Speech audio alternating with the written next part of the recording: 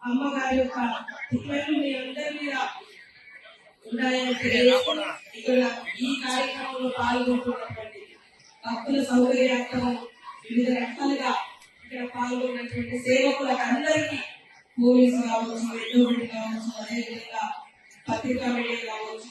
రకల్ సేవ మానవ సమితి కావచ్చు, అదేవిధంగా ఉదయం నుంచి ఇక్కడే ఉన్నటువంటి మంత్రి గారు ప్రభాకర్ గారు కావచ్చు, అదేవిధంగా ఎండోమెంట్ కమిషనర్ గారు కావచ్చు, అయ్యర్ గారు, అదేవిధంగా కమిషనర్ హనుమంతరావు గారు, వారి సిబ్బంది వారందరికీ కూడా హృదయపూర్వక శుభాకాంక్షలు తెలియజేస్తూ ఆ తల్లి యొక్క దీవెన అందరిలో ఉండాలని